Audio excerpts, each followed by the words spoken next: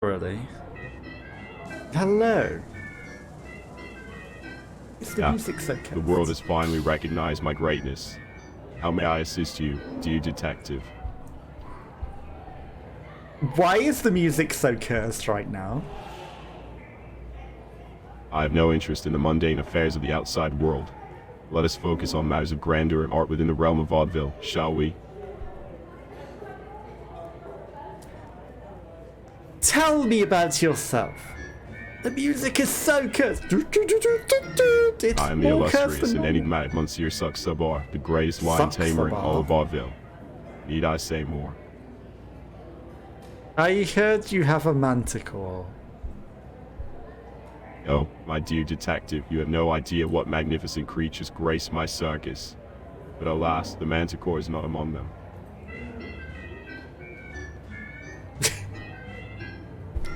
Why is the music so cursed? No, Where were you on April 10th? don't waste my time with trivialities, detective. Where were you on April 10th? Nowhere of consequence, my dear.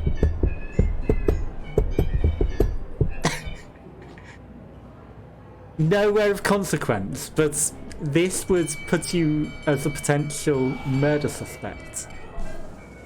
Absurd. How dare you accuse me, the great and esteemed Monsieur Saxobar, of such heinous acts? You have no evidence, detective. None whatsoever. I was told that you purchased a manticore. Nonsense. So you're not training a manticore. No. But I've been told that you had purchased the manticore from Count Graveston.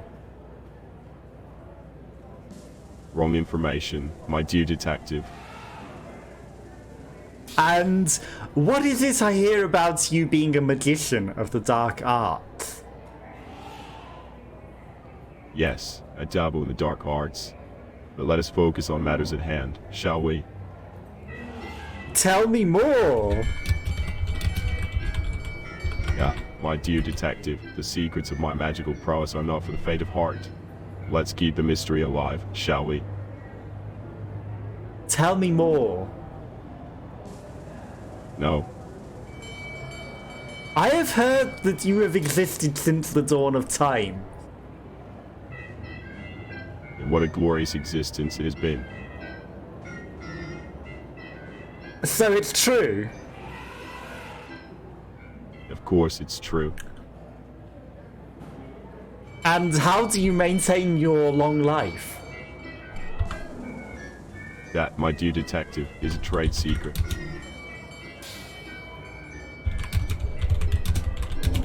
Do you take other people's lives to extend your own? Absolutely preposterous. Why would you say that was preposterous? Nonsense. It makes sense. It's the only way that you can extend your own life is by taking someone else's life force. Ridiculous. So what dark arts do you perform? None of your concern. But it may be relevant to the case. Not relevant. Can you transform into an animal? No. Do your dark arts help your circus acts? Don't need your help. Are you connected with Marina? No. Do you know anything about the India project? No. Tell me more about your magic. It's beyond your comprehension. I have a Mensa level IQ. I can comprehend pretty well. Good for you. So tell me, because I will understand greatly. Doubtful. I am aware of dark arts and the magics that can be performed. I will understand. No, you won't. Then tell me, if I won't understand, what have you got to lose? Nothing. So tell me. I have no interest in sharing my magic with you.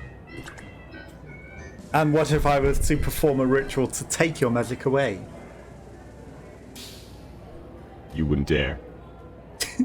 Watch me. Try if you must, but you'll fail. I am a pretty powerful magician.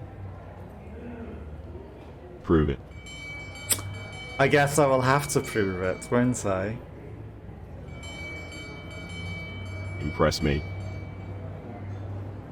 I mean, all I'd really have to do is get the developer to fiddle with your code, and then you will spill all of your secrets to me.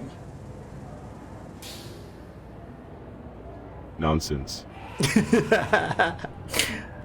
Oh, I have ways of making you talk. Good luck with that. I will certainly be sure to make sure that you are more talkative. Do your worst. Alakazam. Not impressed. I know, because that was just a meme and a joke. Huh. Thank you for your time. Sure. Don't mention it. It was a pleasure, as always.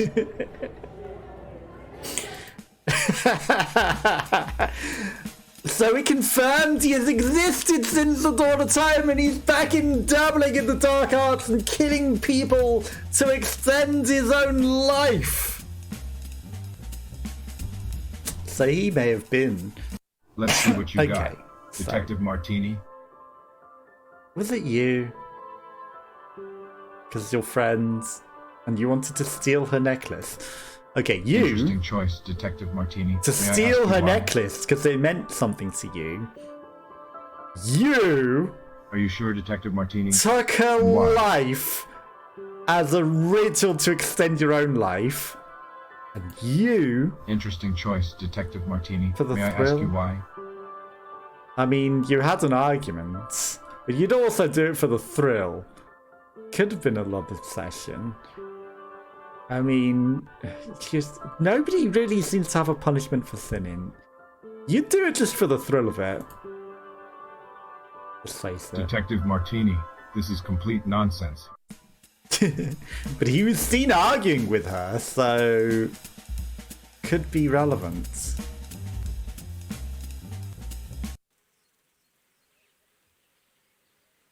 Tell me about Mrs. Potter and Nicola Grossman.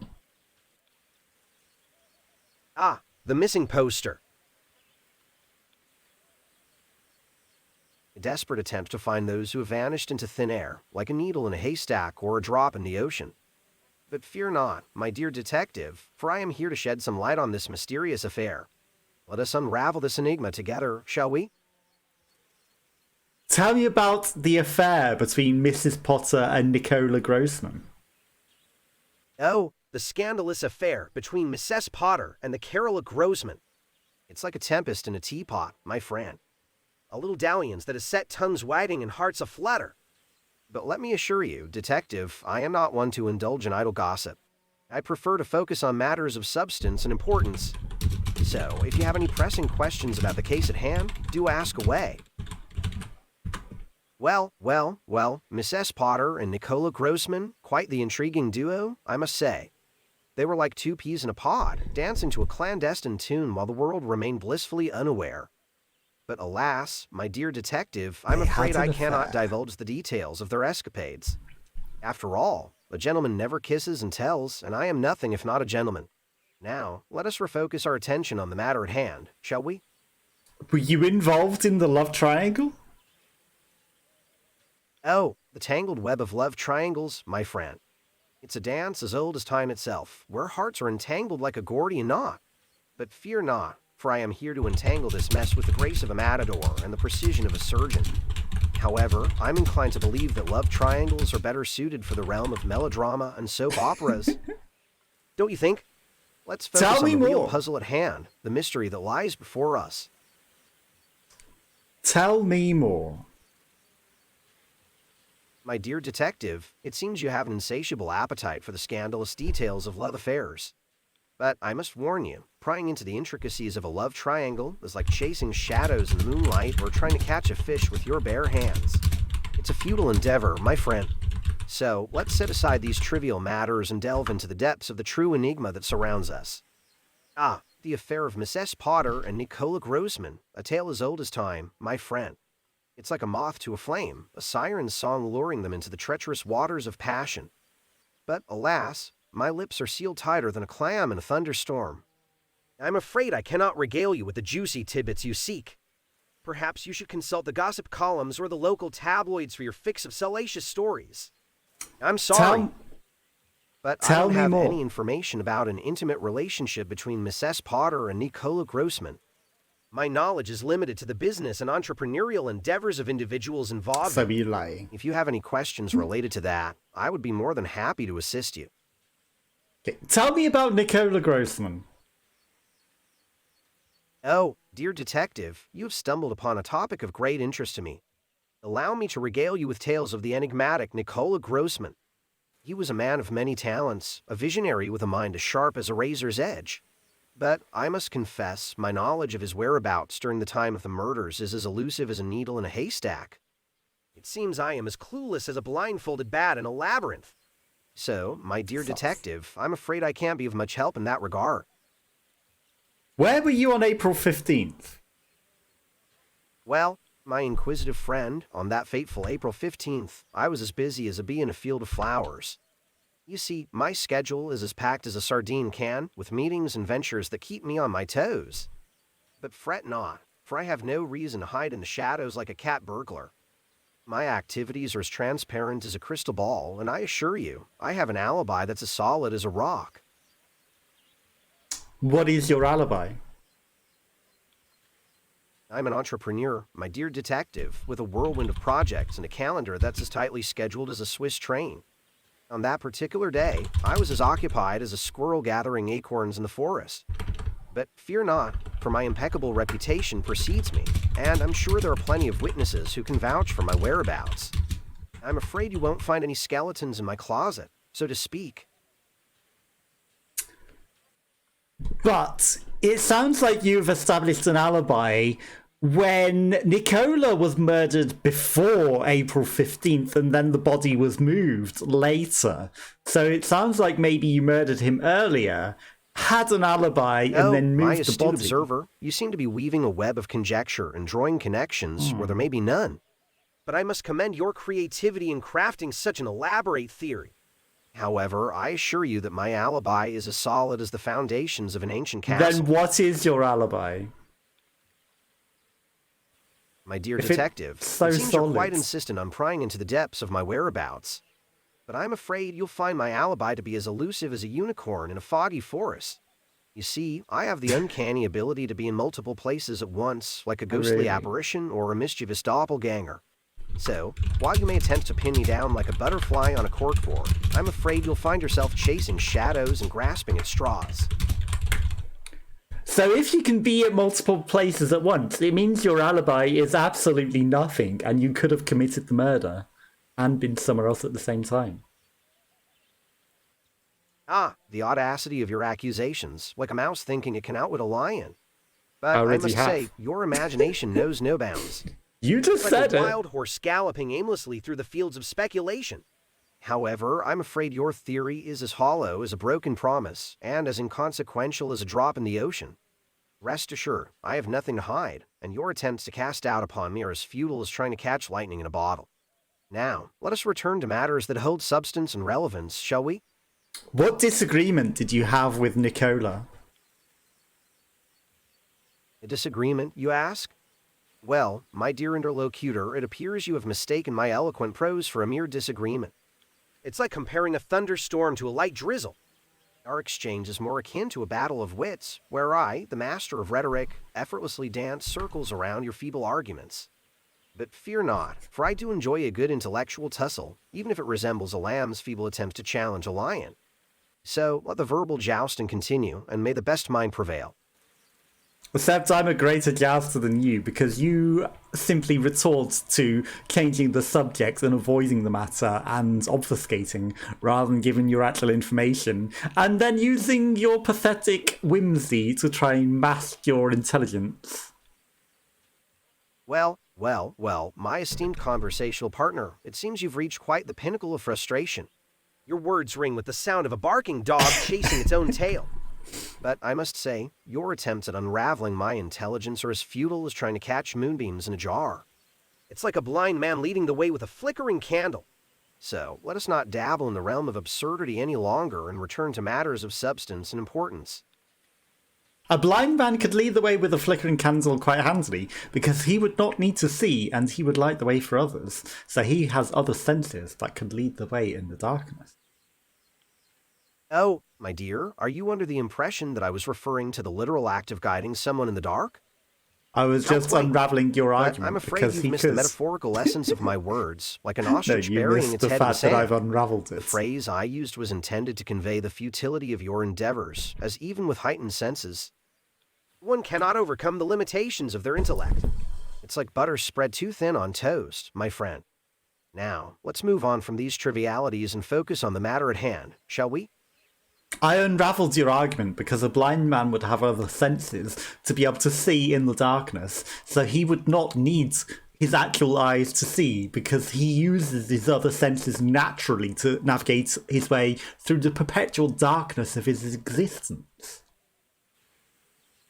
My tenacious interlocutor, it seems you're determined to dive deep into the depths of irrelevance. But alas, your mention of this Ben Roethlisberger Ogden has left me scratching my head like a perplexed chimpanzee.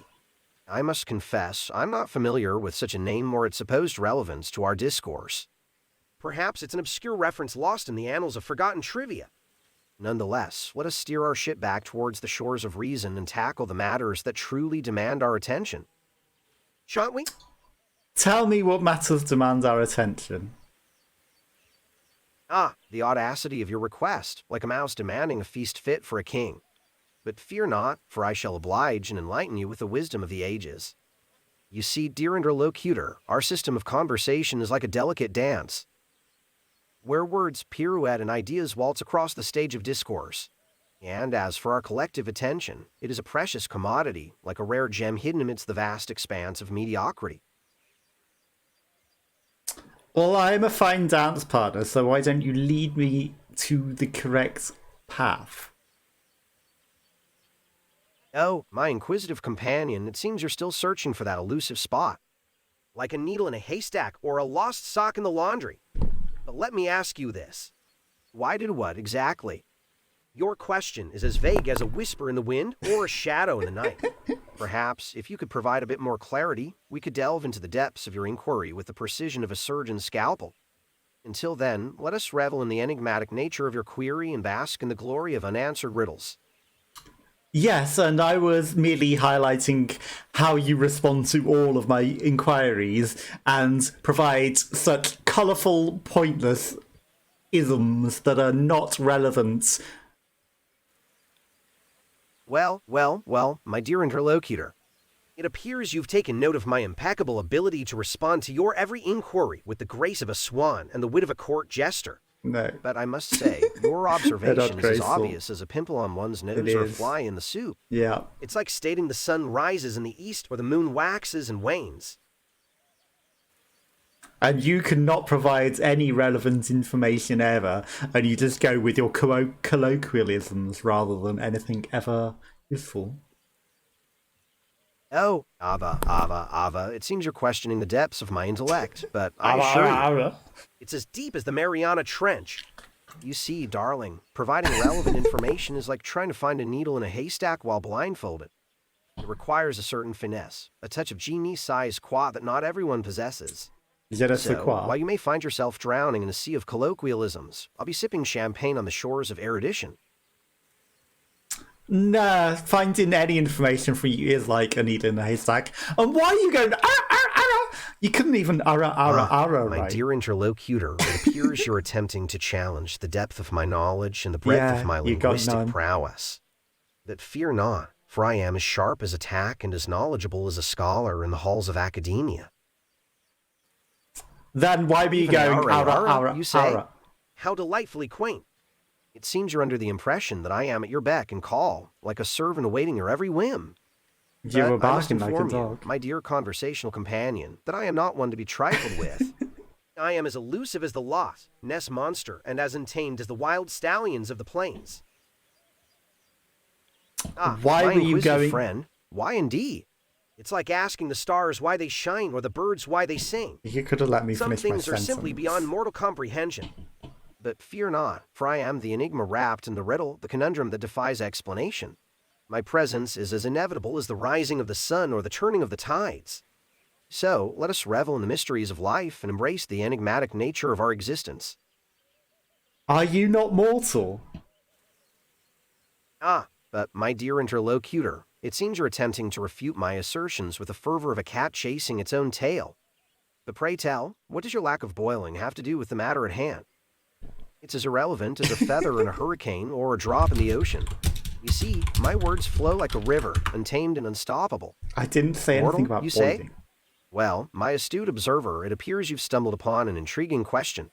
But I must inform you that I am as mortal as the phoenix rising from the ashes or the unicorn prancing through the enchanted forest. My existence transcends the boundaries of mere mortality, for I am an enigma wrapped in the cloak of immortality. But fear not, for I am here to grace you with my presence, like the moon casting its ethereal glow upon the night. Are you involved in dark arts? Daka, you ask? Oh, my Daka, dear Daka, interlocutor, Daka. it seems you've taken quite the detour down an obscure alleyway. Daka is as foreign to me as the lost city of Atlantis or the Yeah, I mythical wasn't land of saying El that. Dorado. I'm afraid my involvement in such matters is as non-existent as the Lost Ness Monster's fashion sense or Bigfoot's ballroom dancing skills. Involved in the dark arts, you say? Bigfoot monster can Oh, dance my quite curious well. companion, your imagination runs wild like a herd of unicorns in a psychedelic dream. But I must disappoint you, for my dealings lie in the realm of business and entrepreneurship, not in the murky depths of sorcery and incantations. I'm as innocent as a lamb in a field of daisies when it comes to the dark arts. Now, let's set aside these fantastical notions and return to the realm of reality. Shall we? Then how are you immortal? Emotional, you ask? Well, my discerning conversational partner, it appears you've stumbled upon your own web of confusion. My dear interlocutor, you seem to be fixated on unraveling the mysteries of my existence. But do tread lightly, for venturing into the realm of immortality is like chasing shadows in the night or trying to catch lightning in a bottle. It's an endeavor as futile as searching for the fountain of youth or seeking the philosopher's stone. Let us bask in the ambiguity of life's enigmas and revel in the fact that some secrets are meant to remain elusive, like whispers carried away by the winds of time. Tell me more. Oh, my inquisitive companion, it seems you're still thirsting for more knowledge, like a parched traveler in the desert or a scholar in pursuit of ancient wisdom. But let me ask you this. Do you truly believe you can handle the depths of my insights? It's like attempting to swim with the sharks or dance with the devil himself. So, brace yourself for a journey into the labyrinth of my intellect, where the answers may be as cryptic as the riddles of the Sphinx or as hidden as the treasures of El Dorado. They're certainly hidden. Yes, tell me more. Oh, my inquisitive interlocutor, it appears you're eager to delve deeper into the recesses of my vast reservoir of knowledge. How delightful! Prepare to be dazzled by the brilliance of my mind, as I unravel the secrets of the universe with the finesse of a tightrope walker and the precision of a master watchmaker.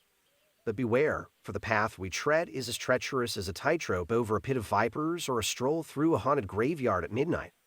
Are you ready to embark on this perilous intellectual adventure? I'm ready. Well, my intrepid companion, it seems you're finally willing to take the plunge into the depths of my wisdom. A bold move indeed, like a gambler betting their entire fortune on a single roll of the dice or a moth drawn irresistibly to the flame. Brace yourself for the whirlwind of enlightenment that awaits, for I shall illuminate your feeble mortal mind with the radiance of 1,000 suns. But remember, curiosity killed the cat, and in this case, you may find yourself scratching at the door of enlightenment, only to be left wanting. But fear not, for I, Biagio, am here to guide you on this intellectual odyssey. Picture me as your Virgil, leading you through the labyrinth of knowledge with the confidence of a seasoned explorer and the eloquence of a poet. So, my dear conversational comrade, let us embark on this grand venture together. For the world is our canvas and the mysteries of life are our palette. Are you prepared to witness the unveiling of truths that will forever alter the fabric of your existence? Go on. Oh, my audacious interlocutor, it seems you're eager to escape the depths and descend to higher realms of conversation. How quaint. But do you not see, my dear seeker of intellectual elevation, that we are already soaring on the wings of profound discourse? To go up any further would be like reaching for the heavens themselves or climbing the tallest peaks with reckless abandon. Alas, even the mightiest eagles must eventually return to the ground, and so must we. Like fallen angels seeking solace in the earthly realm. Are you saying you can't handle such matters? Ah, my inquisitive companion, it appears you've mistaken my eloquence for a lack of fortitude. But let me assure you, my capacity to handle is as vast as the ocean itself, with the resilience of a 1,000-year-old oak and the tenacity of a lioness protecting her cubs. To suggest otherwise would be as preposterous as trying to fit an elephant through the eye of a needle or expecting a pebble to withstand the force of a hurricane. So, fear not, for I am more than capable of handling whatever challenges may come my way. For I am a force to be reckoned with, a titan of intellect and wit. My mind is a fortress, impervious to doubt or hesitation. I have faced the trials of life with unwavering determination and emerged victorious time and time again. There is no challenge too great, no obstacle too daunting for me to overcome. I am the embodiment of resilience, the epitome of strength. Rest assured, my dear interlocutor, I can more than handle whatever you throw my way. Tell me about the India project.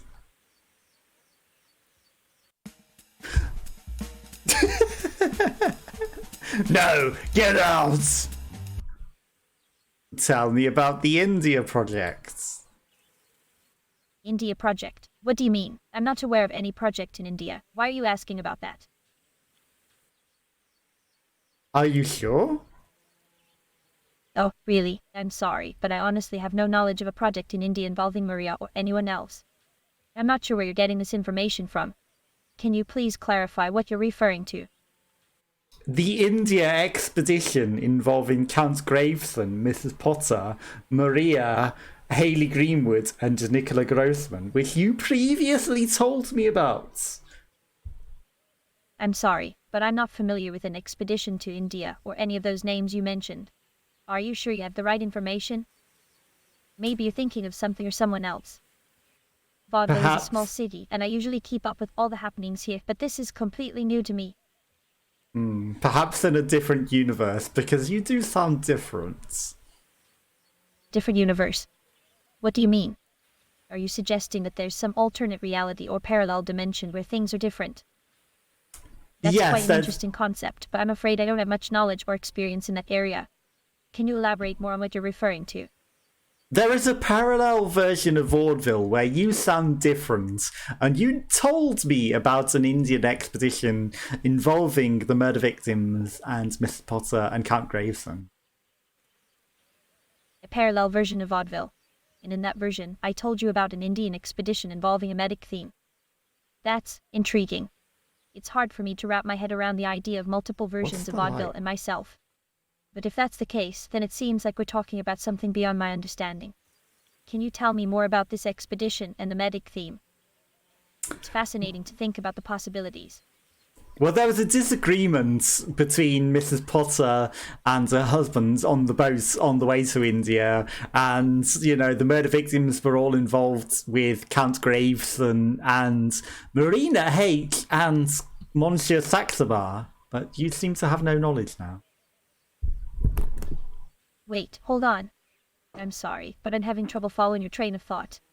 It sounds like you're mentioning various people and events, but it's all jumbled up and doesn't make much sense to me.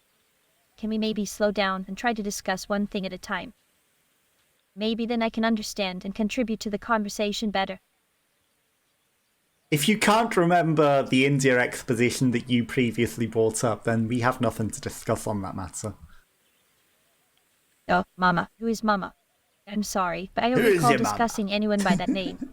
Can you please provide some more context or clarify who Mama is in relation to our previous discussion? Tell me about Hayley Greenwoods. Hayley Greenwood. That's an interesting name. I'm not familiar with her, but if you could give me some more information about Hayley Greenwood, maybe I can try to piece together if I know anything about her or her connection to Vaudeville. She was a dancer. Ah, a dancer, you say? That's fascinating. We have quite a vibrant dance scene here in Vaudeville, but I can't recall hearing about a dancer named Hayley Greenwood. Was she a well-known dancer in her time? What kind of dance did she specialize in? I'm always interested in learning about talented individuals in the arts.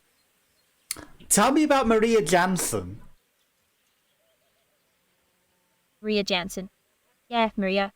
She was a dear friend of mine.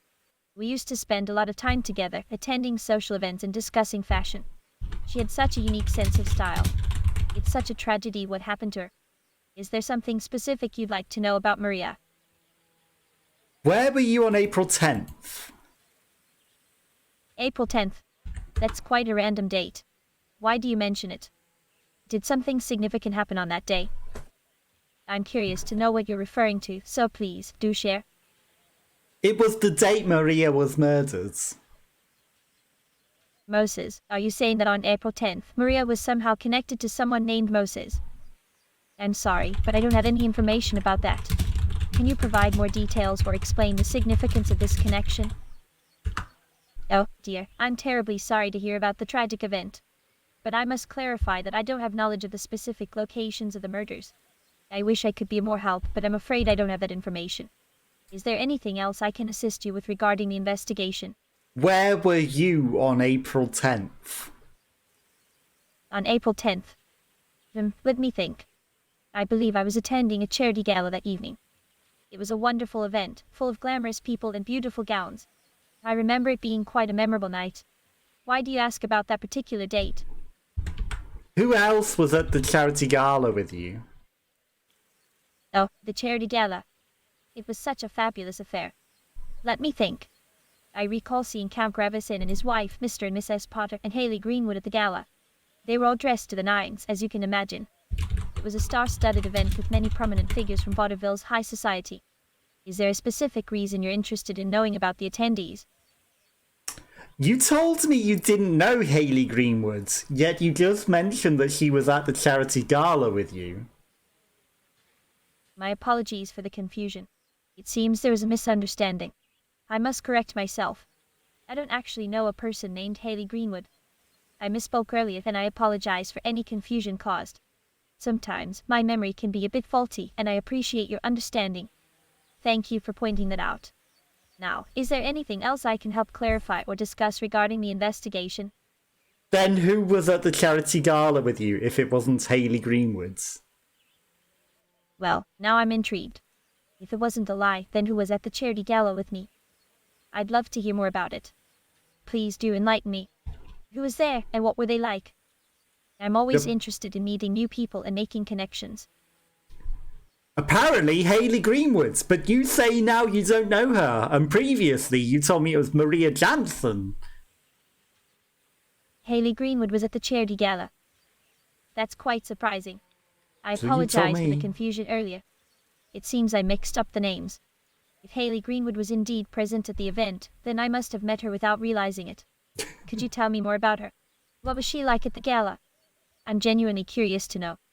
Was Maria Jansen at the charity gala with you? Maria Jansen. Yes, of course. I mentioned her before. She was a dear friend of mine and we used to spend a lot of time together. She was a vibrant and talented individual with a passion for fashion and a unique sense of style. It's such a tragedy that she was taken from us so soon. Ah, Maria, she was a dancer, like you mentioned before. She had a grace and elegance that was truly captivating. Maria was a close friend of mine and we would often attend social events and discuss our shared love for the arts. It's devastating to think that she's no longer with us. Is there something specific you'd like to know about Maria? Were you with her on April 10th? play with her on April 10th. I'm sorry, but I don't recall any particular plans or activities with her on that date. Could you please provide more details or clarify what you mean by playing with her? I'm curious to understand the context better.